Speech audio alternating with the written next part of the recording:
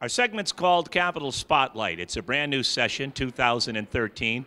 We're in our first week, and we look forward to meeting especially the new freshman representatives, and we'll give you an opportunity to meet them as well, learn a little bit more about them, and again, find out about their background and some of their goals and objectives as they move forward in this calendar session 2013. It gives me a great deal of pleasure to welcome again another newcomer here, Linda Finn, representative. Thank you so much for taking time to talk to us, and welcome.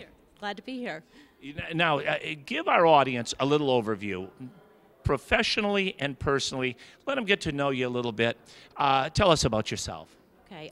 Well, I lived in Rhode Island most of my adult life, and I was in the financial services industry for about 16 years before I got married. And then after I got married, stopped working for a little while and then opened up a landscape design business. So I've been a small business owner for 10 years. I have 2 teenage children.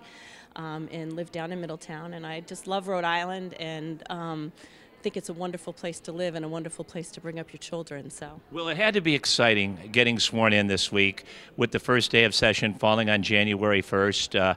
I'm sure you had friends and family here that witnessed it. What went through your mind? What were you thinking about as you were taking the oath of office? It had to be extremely exciting. Yeah, it was really exciting. I think I was here, the first one here, because I was so excited. But it's nice to be part of a tradition, you know, and it's a long tradition that they, you know, the ceremony that they had yesterday. So it was really fun to just be part of it and to see everything that was, you know, everything that was happening and learning more about, you know, what we're going to be doing this year through when the Speaker Fox spoke. Was really, really great to just get an overview of what he thinks the year's going to look like. I'm wondering, prior to this race for the Rhode Island House of Representatives, had you had a background in politics? Were you active politically? Had you ever run for political office before? No, I never did. I never had. How did it come about? How did it happen? What prompted you to do it? Because it is a lot of work. It is a lot of work. You know, I think I got very motivated by President Obama's speech 8 years ago at the Democratic Convention. I don't usually watch those things, and I just happened to watch it, and I got very motivated by him and ended up helping on his campaign, and then got involved in other campaigns and just was encouraged to run. So, you know, it's brand new, but I'm really excited about it. Now, as the session gets more and more busy with each passing day, and now that you have earned this coveted seat here in this very historic building, are there certain projects or issues that are in the forefront of your mind, things that are important to you, things that you would like to work on, maybe some priorities you've set? I know it's early, but I'm sure you've given it some thought.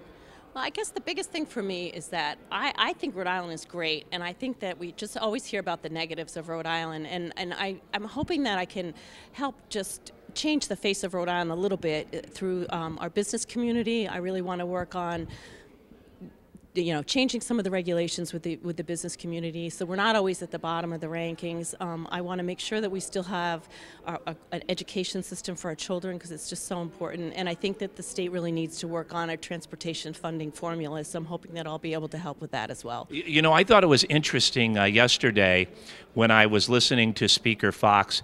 He talked about being a salesman and going out and selling Rhode Island. I'm not a native of Rhode Island. I've only lived here 7 years, but I chose to live here. Right. Prior to moving here, I used to vacation here. I happen to really like it, and one of my grievances, and I know this is a generalization, is that oftentimes Rhode Islanders see the glass half empty. Exactly. And when I heard Speaker Fox say, hey, he wanted to go out and sell the sizzle and get businesses motivated about Rhode Island and tell them about our strengths here and our people here and what a great place it is to raise a family, he thought that he could be effective in attracting business. And I was really glad to hear that, because I don't think that we pat ourselves on the back nearly enough. I totally agree with you 100%. There's so many people that choose to live here and move here, and they love Rhode Island, and I think that we do just get a bad rap, and we're a small state. We should get it right. We should be able to just get it right and change our motto, and we're not just the ocean state. We have to have a grander view of ourselves. So, well, you know, when you look at our state, it's a diverse state. We have great higher education systems here. We have a public school system that won 2 Race to the Top grants. I mean, we're moving that in the right direction. We had a rich manufacturing history here. Again, our proximity and location to communities like Boston and New York is certainly practical. And of course, our waterways, which provide some shipping opportunities that I feel that we've never come close enough to exploiting. It makes us a unique place. It really does. You know, everybody says that, you know, it's so negative, and then you look at a company like Alex and Ani, which is a manufacturing company. It's a woman-owned company, and it's just doing extraordinarily well. And I think that we have to focus on those stories instead of focusing on the negative stories all the time, because there are so many opportunities here, particularly with the Quonset Point, and there's still space available there for you know, companies to enlarge, and it's you know, there's a lot of excitement that's going on too. So well, I know not only your constituents, but Rhode Island will be watching you, Representative. You've been very gracious. Your second day here to take time to talk with us. I wish you, your family, your colleagues here in the Rhode Island House the very, very best. Thank you very much. It was really nice meeting you and being here. It was indeed a pleasure. And of course, we couldn't do it without you. Thank you so much for watching. My name is Dave Barber. It's called Capitol Spotlight.